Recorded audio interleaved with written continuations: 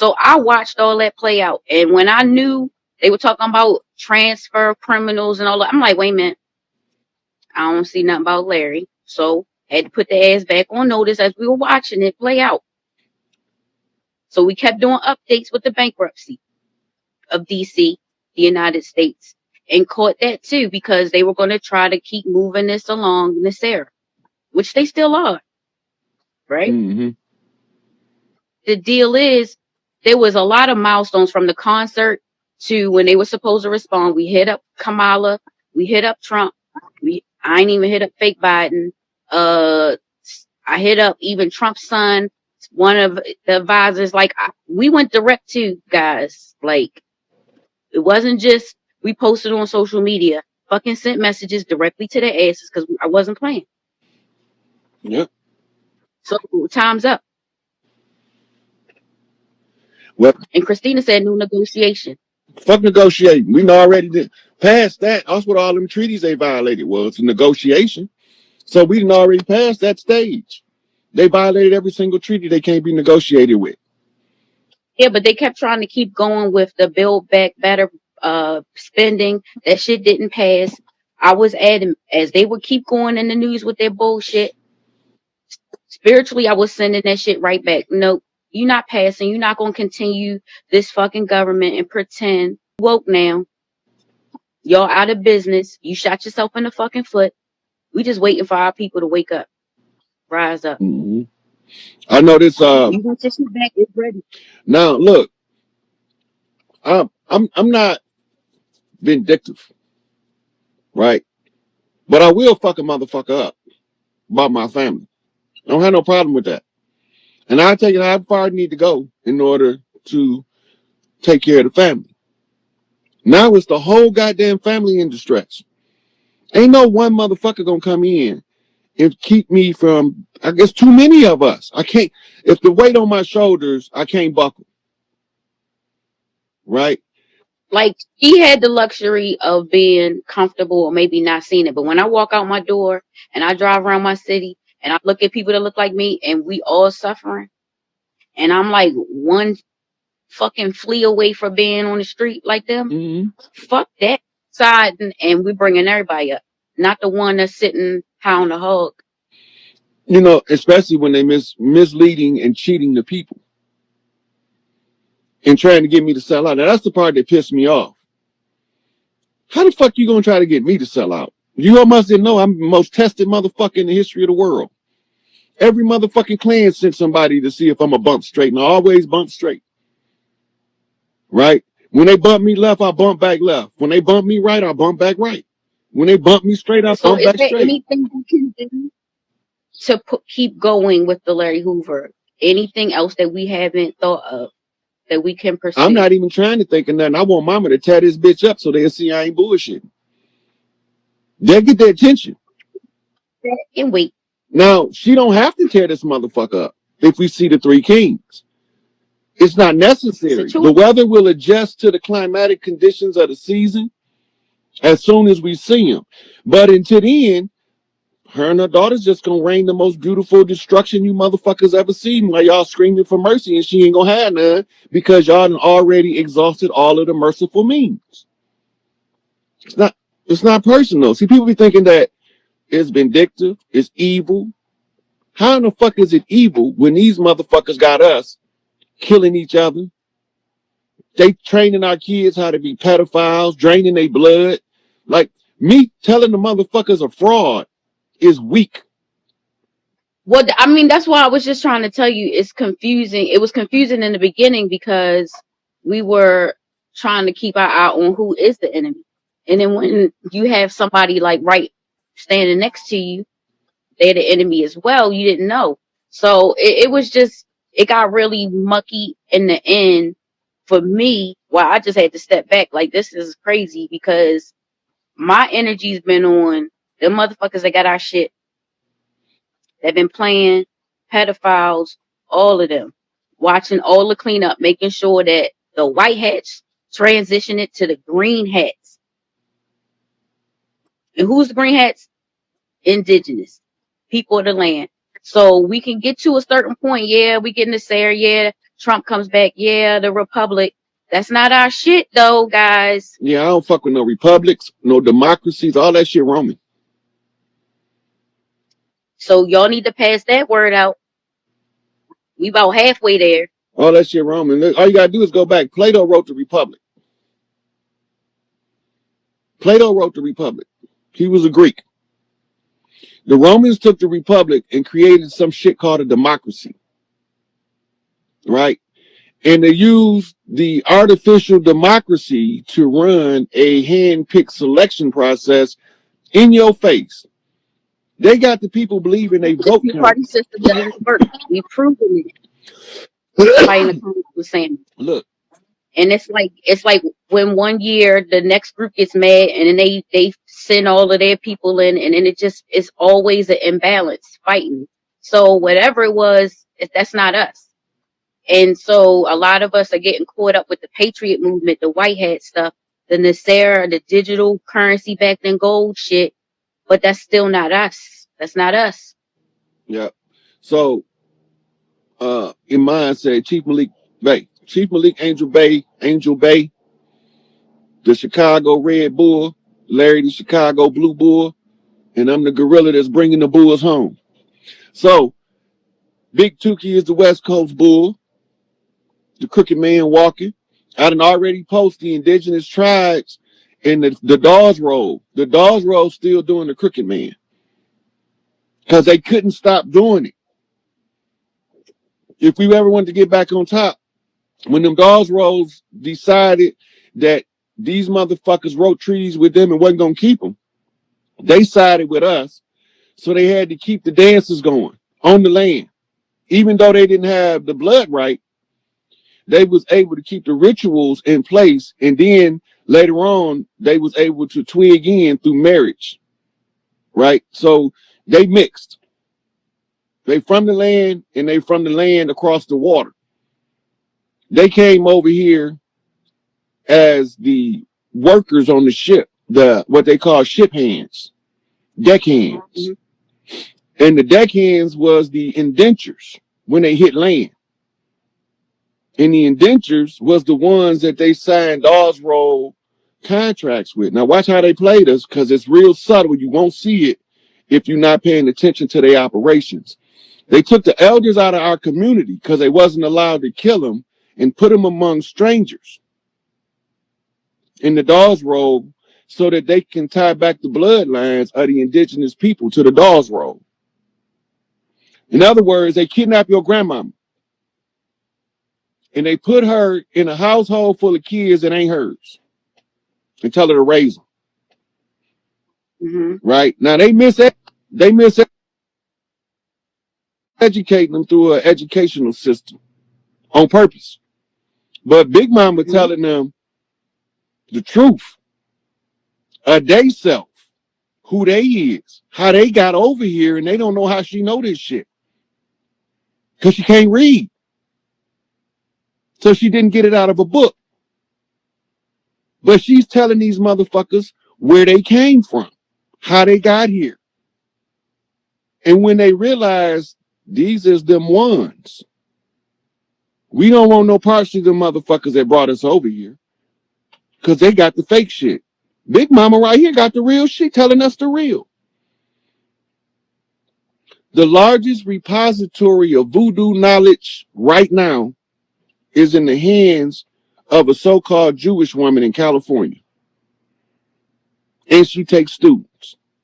And she got a voodoo textbook she wrote herself based off the rituals she got from Big Mama that taught her. Firsthand. She don't look nothing like us. But she kept that shit alive for us. Madame Blavatsky gave us the theosophy to let us know there ain't no religion higher than the truth, motherfucker. Right? Rudolf Steiner gave us anthroposophy. Right? Anthroposophy is the philosophy of anthropology, which is the study of ancient history. And it's of the sophist order. That's why you got Sophia. It's the ancient history of Sophia. That's Isis unveiled. Tied him right back into Blavatsky.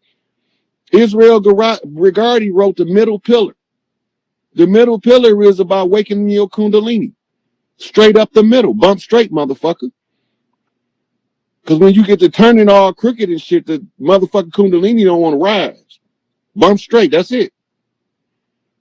Right? Manly P. Hall, master of masters, kept the records, kept them clean, and then put the information in the public domain. He only nothing like us. Aleister Crowley, they called him the wickedest man that ever lived. But if you study Thelema and you know who Iwas is, you're going to take another look at him. Franz Bardon don't look nothing like us, but had all thought secrets in his motherfucking collection of works. Right? What the fuck is he doing with Thoth information if these motherfuckers is the devil and Thoth is the one that's got to get us out of this motherfucking connection? They got it, and they a thing called copyright. They want to make some money off our shit. Here go the problem. One of us get a little bit of knowledge, and our egos make us want to be better than our brothers and sisters. Oh, I know more than you, you idiot. But they keep thinking us country boys is dumb because we don't have no alphabets behind our name. Whatever Big Mama say do, it's going to get done. We're going to figure out how to do it. We're going to nigger rig the fence to make sure the horses don't get out.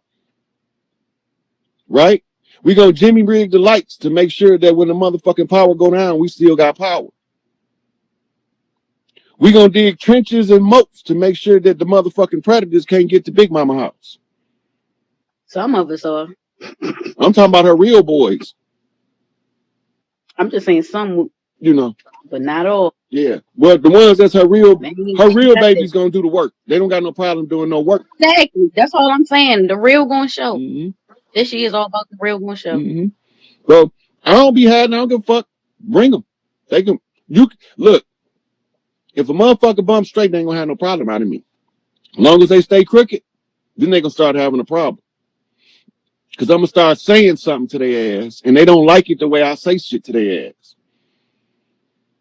Right? So when motherfuckers threatening me with voodoo spells, right? How you gonna put a spell, a conjure on the king of the conjure? Make this make sense. The motherfucker that's got all of the magical keys. They haven't been paying attention because we done been through this. We done had like so many rounds of motherfuckers with doing black magic candle. Mirror. They've been doing it and they work and they still trying it. So it's funny now. It's amusing. Hey, look, I got a clerk at the gate that can say, always say, return to sender. That shit don't belong here. So when the clerk say it don't belong here, it ain't getting in. Mama say it don't belong here, it ain't getting in. Big Mama say kill it, it's dead. You know, so I did them devil's food cakes. Return to sender. I'm gonna let somebody in to ask some questions, Rashida. Yeah, I'm out. So I'm good. So I'm gonna leave. You continue teaching. Well, I only got a few more minutes before I run out of juice. Let me plug this motherfucker in so I can get a couple questions in. Plug it in. I'll talk to you later. Okay.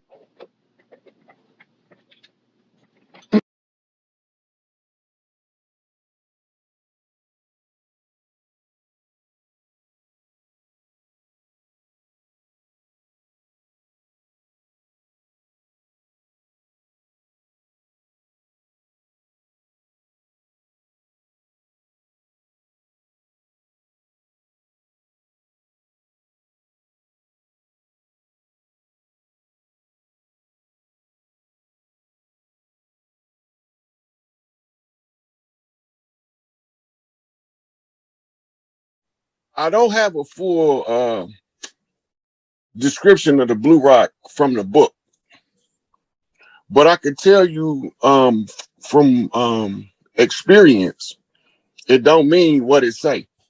Okay. So the blue rock, that's the York Rite, Blue Lodge. Remember the War of Roses? Absolutely, with the Yorks and the Lancasters. Right. Well, the Yorks, Baba owned that now. He took it over through erudition and ascension. So when he say the blue rock, he's talking about the one that nobody don't know coming off the Blue Yacht Lodge, which is the York Right.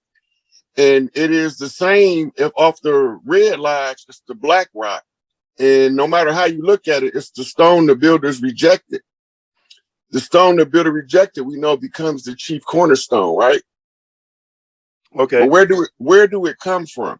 When you go to Daniel and it talk about the giant with the head of gold and the feet of iron and clay, Right. and being the Babylonian empires, right? Right.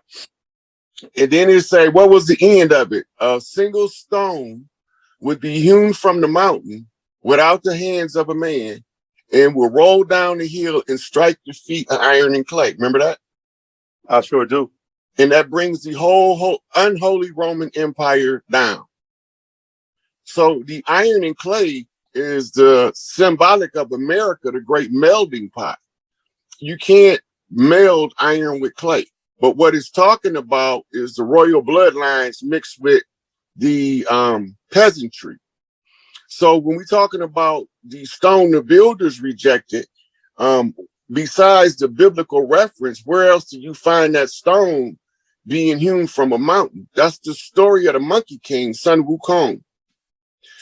In India, the Buddha called Sun Wukong Hanuman, which means a handy man, a man that's handy to have around, know a little bit about everything, which brings us to the riddle, a jack of all trades, master of none, is still better than a master of one. So it's saying that the handyman know a little bit of something about a little bit of everything. And then he's going to put it all together so you can see the big picture. So this is what the blue stone is. It's the blue house, the blue lodge. It's the one being trained. And this would bring an end to all of those other nefarious ventures that the lesser beings was using to try to conquer the so-called gods. Right. Right. So they put all of these councils and committees together so that they can use multiple individuals' brain power to usurp us. The problem is that ain't gonna work. Oh, wow. So another question that one of the other sisters had is the knowledge of non-ether is very complicated. Could you give it to them in a more simplistic way? Like what non-ether is, how it works, and how it personified itself as flesh and blood beings in the form of our race, dark-skinned, woolly-haired people? Okay, so when we talk about the non-ether being, look at it like the body. The earth is a living organism, and the non-ether beings is the antibodies. The energy that produces the non-ether being is pure source energy. If it produced more than one of them, it produced what we call the gods, plural. If only one is produced, it's a god, right? So the non-ether beings are the ones who nature used as antibodies to clean up the mishaps of developing humanity. So when we say non-ether, you're talking about the highest spiritual expression, and it comes across as the salt of the earth in the music and the art and varying forms of entertainment. The non-ether is expressed as a right brain, abstract, non-linear reasoning that surpasses logic. The inorganic beings and the hybrids that's here operate off left brain linear logic, and is subjugated to the right brain when they sync. So isn't that like saying that non-ether is more of the feminine principle than the masculine if it's more right brain? Because the right brain. So if you want to read about it without using the term non-ether, you would go to India and read about something called Shakti energy. Okay, I'm familiar with that by studying Hinduism. Right. So the Shakti energy is the same as the non-ether energy. If you are Egyptologist, you would read about it as Sekhmet energy. Okay, Sekhmet means power, and it's the feminine of Sekhem. Mm-hmm. And the man who is privy to carry the Sekhmet energy is normally going to be volatile if he don't have his self-control developed, what we call he haven't become a master yet. He haven't mastered his lower nature. Okay, so expound on that a little bit. Like, because what you just said was that the man who carries the Sekhmet, which is the feminine energy, but don't really carry the or I should say he's not really in tune with the Sekhem, the masculine energy. You said he'll self-destruct. Right. He becomes tyrannical by nature. It's just natural for him to do it. It's just like giving a baby a nuclear briefcase wide open and don't never tell him he's gonna end the world if he push the button. And you know what the baby gonna do? Slap all the buttons. He sure is. So that's all that's all it is. When you feel that power, if he haven't conquered his ego, his lower nature, then he becomes subjective to tyrannical use of that higher energy because one, it's going to drive him to destroy because the system is out of order. But if he haven't conquered his lower nature, he will never know what part of the system to fix. So he just tear everything up. Oh yeah, he out of order. He definitely out of order. So we call them, when you look in the human arena in history, we call them despots. We call them tyrannical leaders, psychopathic leaders, rogue kings, stuff like that is in the history when they get that energy and haven't conquered that lower nature. And so what is we still talking nine ether, we just using it in different schools of thought. In Egypt, Sekhmet, and India is Shakti, right? And the Shakti is activated by the Kriya, which is the fire of the root chakra, right? And it carries all the way up to the crown. Okay, so they say in the Kabbalah is from Malkuth to Kephra. In the Kabbalah, the same energy is called the Ein Sof. Right, I know about that. I studied the Kabbalah extensively. Right, and so it's the same energy. Okay, so let's go here with it. In the Holy Tablets, the Master Teacher taught us that non-ether was conscious awareness and conscious moral judgment gases. Can you explain the difference in how that's actually perceived? Yeah. So as you purify your ego to receive your higher consciousness, right? You got to remember, pure chaos is melanin. Melanin is sentient on its own. It don't need nobody to be sentient. But being utilized along with the other systems of the body, then the non-ether has to be the one who contain the chaos and bring the balance. The balance is where you find the righteous. Okay. Right? The righteousness is a side effect of purifying the lower ego and receiving that higher Shakti non-ether energy. So basically, are you saying that non-ether would be a higher form of intelligence that allows us to be able to discipline ourselves in the spiritual realm and the physical realm to be able to be in harmony with both sides? Well, I would more look at it like once you gain the discipline, you gain access to use non-ether energy in real time. Lacking the discipline and the self-control, then you just a Sakomao monkey band, bouncing around, never knowing what you're doing. Yeah, go ahead. So the discipline gives you access to the non-ether. Now you finna make a connection with source energy.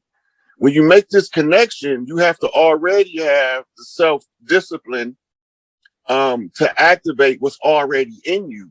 So now the side effect of that is once you can reason to the level to activate the non-ether, now the melanin chaos comes in because you won't be able to balance the chaos if you don't have the discipline to receive the non-ether. And the chaos is melanin. When it come in, it's going to automatically send you on an immediate downward spiral to your lowest base nature to return and rise back up as the phoenix. Why is that? Because it's chaos. When it first hit, it's like a bomb. And when it hit internally, you don't know what's going on immediately, but your higher self is using the discipline you develop to reorganize what the chaos is doing, because you're using the source, you're using the prime creator to balance out total insanity. So, Okay, so melanin, why is melanin based in chaos? Can you give us the science of that? it's not based in chaos. It's the prime creative substances in which the order came from. When we talking about melanin, we talking about, in Egyptology, it's the primordial noon, right? It's the waters of creation, and the waters are running amok until you can harness them waters' energy. Water Right, symbolic of spirit. right. Because I remember when Pops was teaching us about noon and basically undifferentiated matter. He was explaining how this is a state of nothingness, basically a state of existence before things actually combined and aggregated and came together to form what we see now today in the physical realm. Yep. So it's like if you pour a soda pop in the glass, it's going to fizz. It's not fizzing because it couldn't fizz in the bottle. It's only Right, fizzing because you just poured it into a cup and disturbed it. right, This is what the melanin is doing. So now, as you learn to control pouring the soda in the cup in order to reduce the amount of fizz so that you don't overflow the cup, this is how your higher self is organizing the chaos energy, and it uses your self-discipline to do it. now when you look in like Google or different scientific books of ancient Greek mythology, they attempted to teach us that chaos was a Greek god that represented the universe when it wasn't unformed. Or, excuse me, when it was unformed, when it was undifferentiated matter. How would you go about explaining that to the grassroots? So the Greek sciences comes from the Egyptian knowledge. The metaphors that they're using in the Greek is actually a science. So when they're talking about chaos, they literally talking about the primordial noon.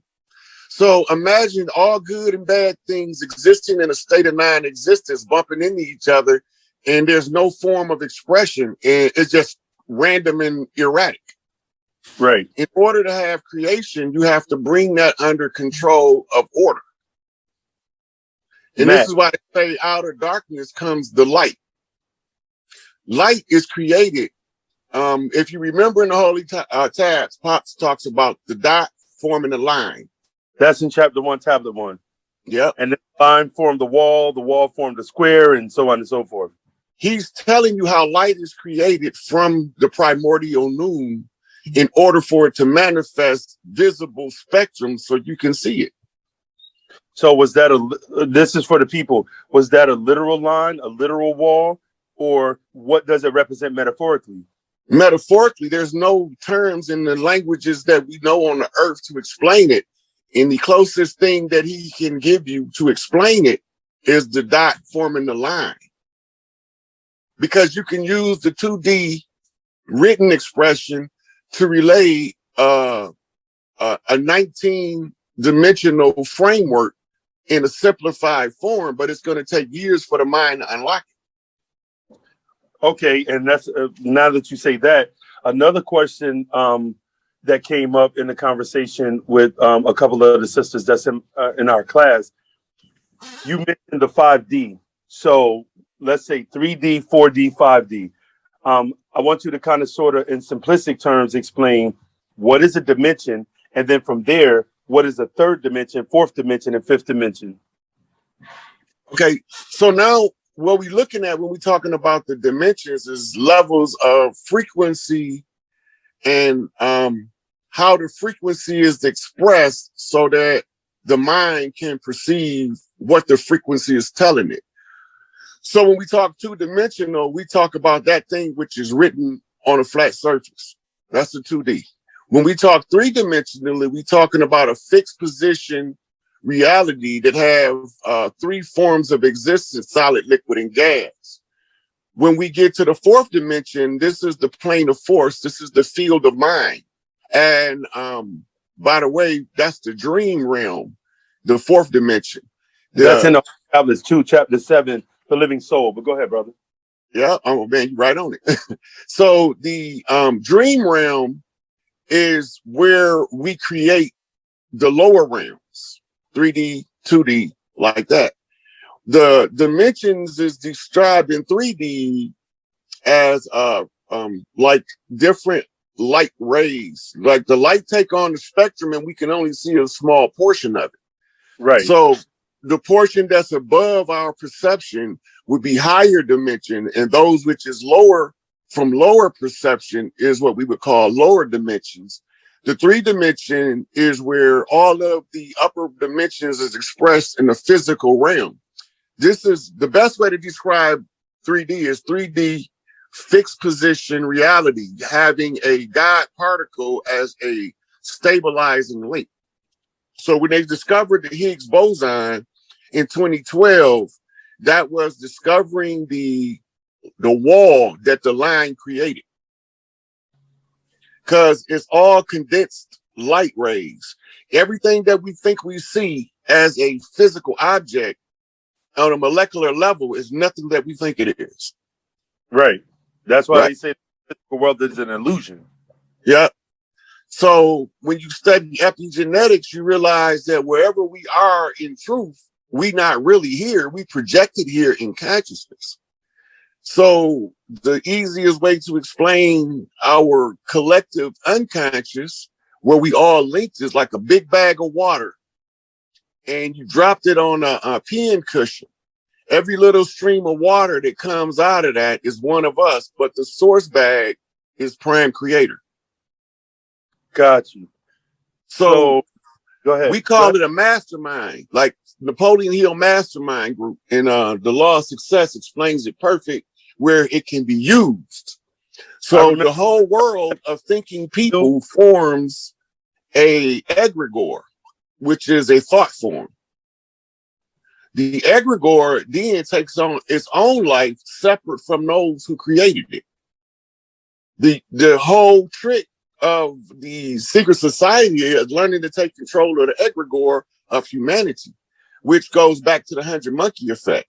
When you strategically place specifically powerful minded people and specific geographical locations around the world, and they can communicate telepathically, all of the ones who turn their telepathy off become subject to the will of those who could drive the egregore, which is only a thought form. It's a collection of thoughts. So to hack into it, you build up a belief system. What happens when you build up a belief system is you create a thought form with its own subsection in the egregore at large. So it's like creating a little cell of believers over here and over there. That's why religion is there. All of these years of our people praying to Jesus, Muhammad, we created the power in the egregore of those religions that make it more believable to the ones who haven't woke up to the egregore's nature yet. And you define egregore as what? A thought form. That everybody has, or it's just relative to specific people? Well, the universal mind is the egregore. They call it the universal mind, or the great mind, different stuff like that in metaphysics. But it's just the egregore. This is the collection of all of the thinking that we do on the planet, knowingly or unknowingly. The side effect of any agreement between two or more people generates an egregore. And that's how religion is kept powerful. So how does that relate to the oversoul? The oversoul is the encasement of the universal mind. The oversoul don't care if you murder a motherfucker or if you get murdered. It's indifferent. Not until it comes into the universal mind do we start distinguishing right from wrong and developing the polarity of opposites, which is a 3D construct. Because once you get into the 5D, murder and birth is the same thing. Right. It's opposite ends of the same spectrum. Right. It's just how Pop say it. The only difference is degree. Right. Just like he was saying, there's no good or bad. Like you can use fire to burn somebody, or you can use fire to cook some food that's healthy and feed them to nourish their particular physical body. So it's neither good or bad. It's what Darth Vader tell Luke. I mean, not Darth Vader. Obi-Wan told Luke, the Force is neither good nor bad. It's your intent that makes it that way. And how you use it. Yeah. So just because I got a gun don't mean I got to shoot everybody.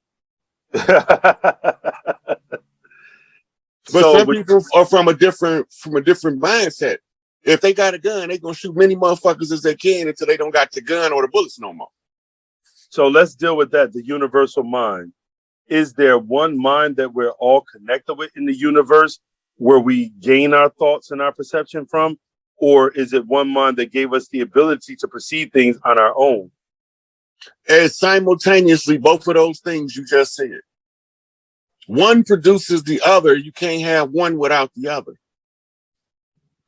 That's like trying to have a corn without the cob. You can't have one without the other. Now, you can take the corn off the cob. You can use the cob separate from the corn. But in its original form, it's going to produce both. Got you. So a language question that I was asked, because I have been, and shout out to my elder brother Love, my mentor. He and I have been having extensive conversations about the alchemy of the language in Nuwabic. Can you kind of go in depth about how our particular language evolves us to pretty much have the frequencies that's needed, and speak a little bit about the frequencies as far as like what is needed and why? Okay, so we in this frequency now of oppressed versus the oppressor. That's the nature of the Aquarian age up until now. It's going into the nature of the Piscean age up until now, going into the Aquarian age, is taking away those opposite or those things that we are under now, those two opposing views. It's like creating a hologram. You need a fixed idea, and then you need a mutable mind. The mutable mind and the fixed idea work in conjunction to create the holographic reality, right? So the language influences, when you know the frequencies and the tones, influences the hologram and how it manifests. So we're talking about the double slit experiment in physics, telling you the mechanics of it. If you don't focus the attention on the frequency is a wave. But once you focus the attention on it, you add the second element to lock it into a fixed position, and it becomes the particle. In the frequency of language, you have to have a grasp of language to know which frequencies facilitate higher thought and which frequencies drive you to a lesser thought. So we're trying to overcome the thoughts that allows oppression to be acceptable to anybody, anywhere on the planet. So Baba say, if a leader going to be a leader, he got to have a plan that's workable anywhere. Because if the plan is not workable anywhere, everywhere, it's not truly workable anywhere, right? So we're talking about the thinking of leadership.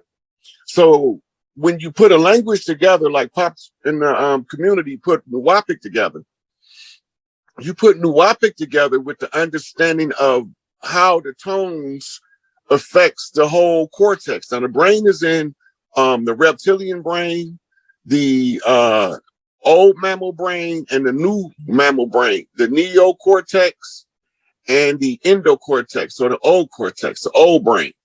When you use all three of them in conjunction, you create a different pitch and tone in which the ears become the receivers of, in order to tell the organism of the self at what level to think. So when we talk about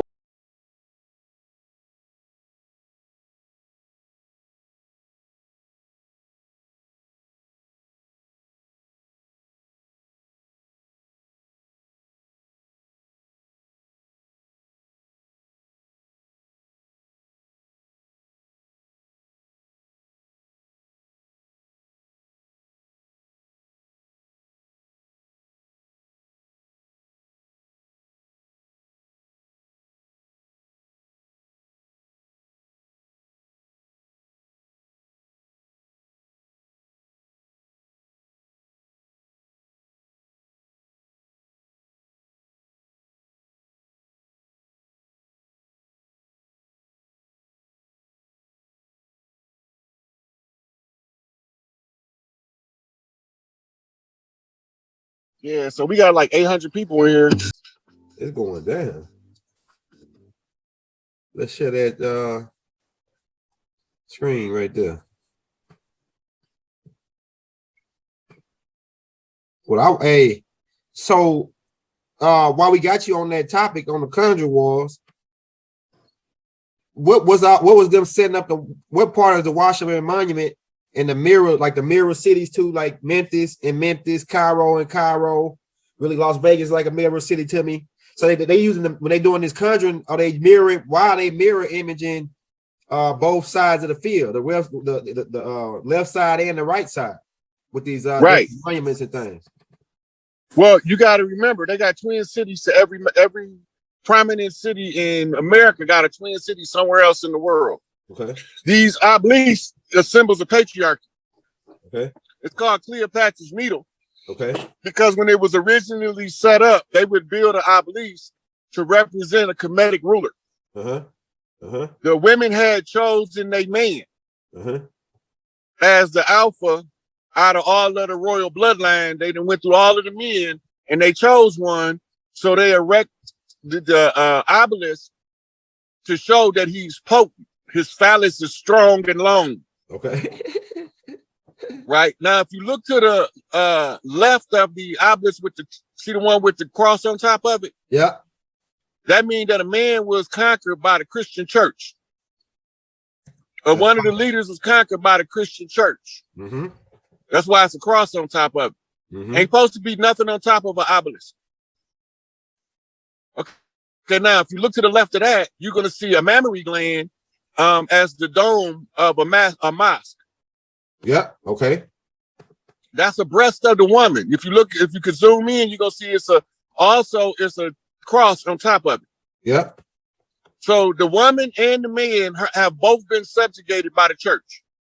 The church conquered them both. So they plant their symbol on top of our symbol. Yeah. You got that, Rod. All right, now what we trying to do is we trying to reclaim what's rightfully ours. In other words, take the cross off the top of those two images and you restore the matriarchy and you reestablish the patriarch of the matriarchy, the man and the woman.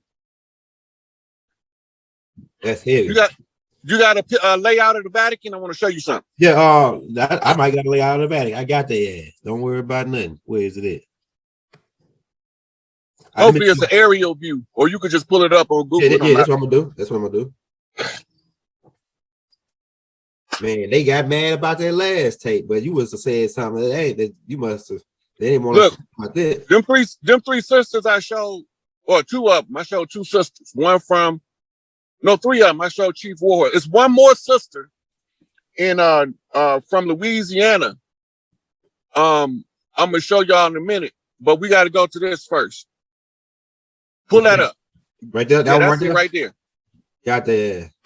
It looked like Solomon, one of the temples in ancient Kemet. Because I got another layout I can put next to that and show you the layout of the ancient Kemet. Yeah, but we finna go over some of this layout. All right, let me put it up for you. All right, where is it? We ain't never supposed to figure none of this shit out we talking about. We supposed to stay dumb to this shit forever. Elijah Muhammad sent me a message and he told me I had to figure it out. And I was like, man, that's a big ass job. And his messenger told me, oh, it's okay, you can handle it. I'm thinking to myself, how the fuck you know I can handle it? Why you ain't get a job to somebody else? That's a lot of shit. Yeah, right. 35 years of study. Yeah, you crack it down and twist their caps right now. Hit that like button if you're in the building. If you want to show your brother Rod Hayes some love, we got the Cash App in the links, y'all. All right, this is the brother. Okay, I got it now. Let me put it up now. All right, there we go. I'm definitely gonna have to delete some of these pictures and these other photos. Y'all don't. It's game over. All right, there you go, brother. Right now, this right here used to be the shrine of the Black Madonna. It wasn't a shrine. It was actually where she gave orders from. Right now, if you go to where I think it's a Paul altar in the middle, Yep, right here. Oh, like Yep. a Pope altar. Uh-huh. Like a toilet seat. Papal altar. Now, in the church where this sit, you see where it say papal altar? Yep, right here. Right. Now, where this sit at in the church, the altar is actually over the Pope's head. Yeah. So go pull up the actual picture of the papal altar and the Pope. Pope on papal altar. Put Pope on papal altar. I got you. I'm telling you, I be showing motherfuckers, but they say I don't got no receipts. Yeah, the receipts. They say I don't got no receipts. Are you seeing some receipts today? Yeah, we seeing receipts right here, man. We seeing receipts. Oh, I'm gonna get that. Don't worry about that.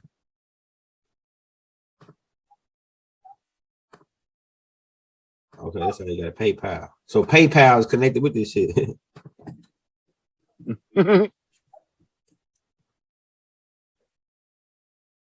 That's what it say. Look, I don't see it. We had it. You got to see the seat that he sit under. Yeah, we had it in another video. I think this might be. There you go. Blow that up. Let's blow that up. Yeah, we talked about this on another video. Let's get it. Let's get there. We got him. Don't find one with him seated on it. Because he sit under it because he's not allowed to sit in it. But when you realize how big that. You see it? Yeah. Now scroll down to the bottom of it. Let's see what they got at the bottom. Okay, hold on. That's not it.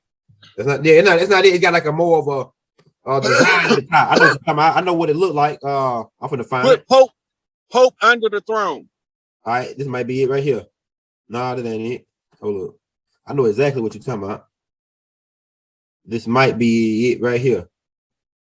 Is this it right here? I don't think so. That's another room. Okay. Just put Pope under the throne. I got you. Now when I get done explaining this picture to you. Here you go right here. Oh, god damn. Go back. Yep. Go back. Right here. This it right here, ain't it? Right here. Yep. Let me blow it up for you. The Conjure Wars, y'all. The Conjure Wars. They're doing alchemy on us. This over our head. But the brother Rod Hayes is exposing them, man. Okay, you see that chair right there? See how big it is? Yeah. Now look at the Pope chair under it. Scroll down, look at the Pope chair under it. Yeah, see how little that chair is? Yeah. Yeah. Who in the fuck is that goddamn big? Hell yeah. And why is that chair up in the air suspended? Yeah, right? That's the Queen of Heaven and Earth seat. Ishtar, the Blessed Mother Mary. Inanna, Ishtar, all the same person, or same title, different languages. Right? So we call her the Queen of Heaven and Earth. And when she's incarnate, she is the Queen of Heaven on Earth. Right? This is her seat. He ain't allowed to sit in it because if a man sit in it, it kills all their contracts. What? That's why it's 30 feet in the air. They don't want the janitor to come in there and get tired and accidentally sit down. And fuck up the whole alchemical plan. Yep, fuck up. Oh, no, they'll fuck up all their dirt. Because if a man sit in that seat, his ass gonna fry. What? And then it's gonna bring all of their conjures to an end immediately. That's the one rule. No man is to sit on the queen seat. Go ahead. Now look at the left side and the right side of the throne. What you see?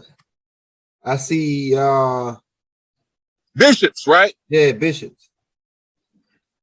Almost bishops.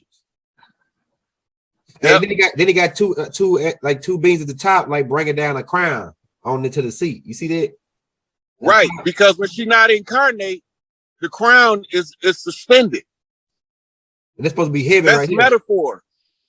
Yeah. So now when you're talking about, that's Nibiru right there with a dove in the middle. That's Nibiru returning. It looked like the sun, but it ain't the sun. Okay. So they've been telling us it's been sun worship and it's been Nibiru worship. Yeah. Yeah. We don't worship no planets. We don't worship no stars.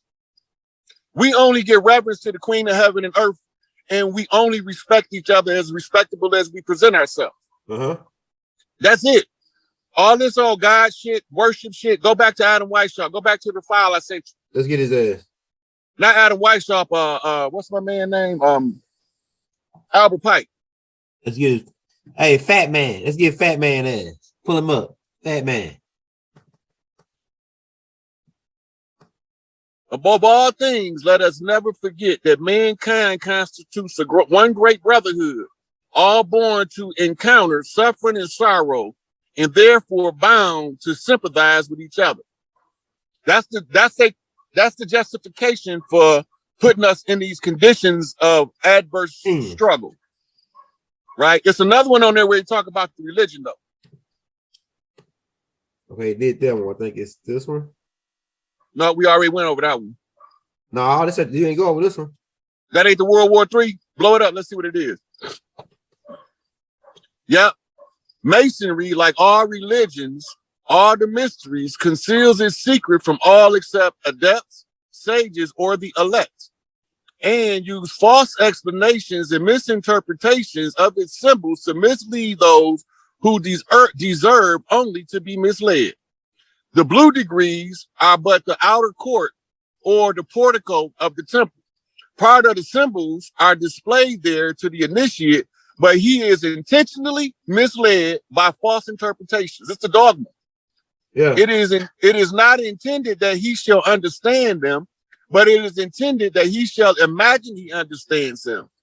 Their true explication is reserved for the adepts, the princes of masonry.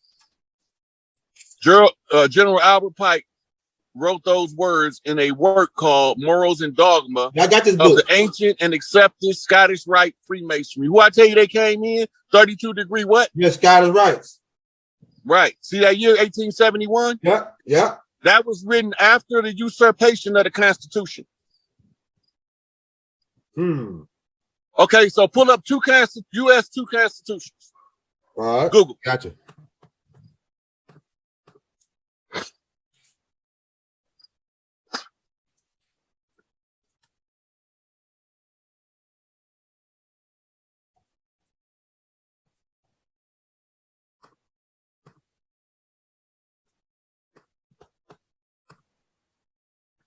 That's Article 2.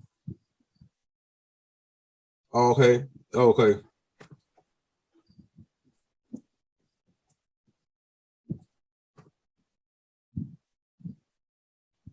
If you go to images, it should be easier to find. Okay, let's do it.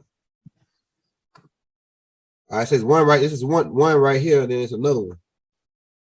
You see the two side-by-side papers, second down? Yeah, first, the Continental first Congress, picture? and then the Continental Congress, and then No.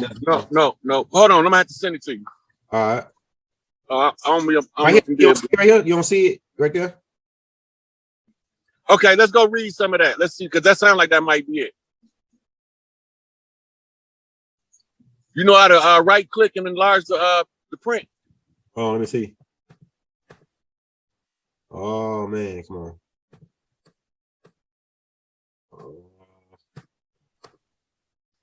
on. Not the picture. Yeah, maybe I had to let's see, the United States. I'm trying to find a part where it talk about two constitutions. It's derived from Muslim law, Hebrew law. You see, Muslims and Hebrews is playing a whole lot of shit into the United States, and we not from the Middle East. Why they shit over here? Yeah, right. Why is it derived from Muslim law? Oh, is that a bunch of bull crap? No, remember, the Third World War was supposed to be against the Muslims and the Hebrews. It says the final chapter concludes that the United States has two constitutions, the written constitution in peacetime and a special unwritten constitution in the time of war of a nation's emergency. Thomas J. Reed is professor Iptris of the law, Water University School of Law. And then it says Since the Declaration of Independence in 1776, the U.S. had two constitutions. The first Article of Confederation, which was established in 1781. Then currently, the Constitution that was established in 1787, 6 years later. That's the one. 1787. Yeah, it's 1787. Then 17. The first one was the Declaration of Independence, 76. Then the U.S. had two constitutions. The first Article of Confederations, which was established in 1781. Then the current Constitution that was established in 1787. So you want me to put the Article of Confederations? No, it's not the Articles of Confederation. That's the Iroquois Constitution. Okay. One of them is the corporate jurisdiction. Okay, do this. All laws commercial. Type that in. All right. Got him. It says commercial law, also known as merchant law and trade law. No.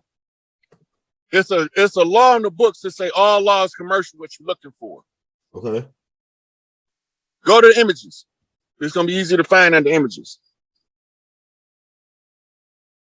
All law about commercial law.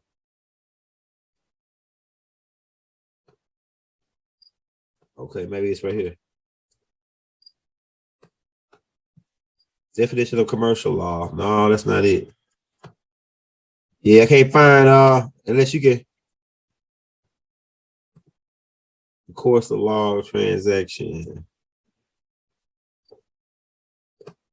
All law is commercial. All right, let's see what they got. Come on with it, man. What the hell?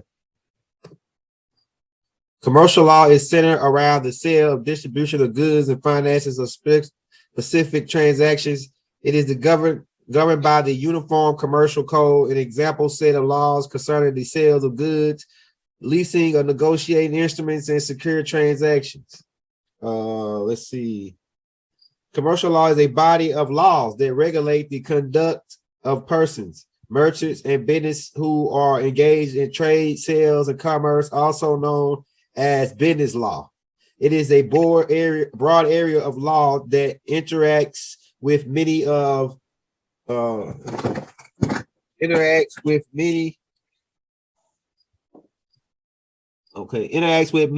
areas of law, such as environmental regulations, real estate, and food and safety laws. Let me watch my glasses on so I can see.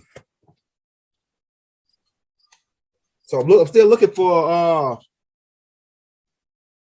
that all community code is all law. A commercial code is all law. Okay, I'm about to pull it up for you 1 second. I got it in my phone. I'm just looking for it. Right. While you was going over that. Another thing, it says commercial law is a body of laws which regulate. Okay, I read that already. Okay, it's a board term, arranged legal. Okay, it says you might be wondering what commercial law is all about. Commercial law is a broad term for a range of legal services designed to support businesses. So it's all business. So all law is business. It's all business. So us getting rammed up in the behind and getting our land took and all that, it was just business. It wasn't personal. So the Native Americans get robbed blind, getting our shit took, our gold and our land, it was all business. Listen, they never stole the land. It's still here. Yeah, I know. Yeah, go ahead. I know. We got the land. Right. The mines. They stole the mines. You're right. Right. The land's still here. The money's still in the sacred vaults. So then why in the fuck we don't have that shit? Exactly, bro. Why is it called the color of law? Exactly. It's called the color of law because it's used to enforce what's called the color code. The color code is between free white persons in law, which is Moors, and black people in law, which is us. Yeah. Civilly dead is a straw man. Okay. So if you civilly dead, you're not 5/5 realized. Uh-huh. You 3/5 compromise, you fall under the Dred Scott rule, and that's what they did to fuck us. Damn, bro.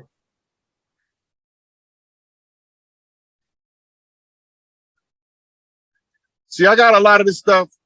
I don't know if you can see by my phone, but I got a lot of this You stuff can in read my it. You can phone. just read it out to us. You can read it out to us.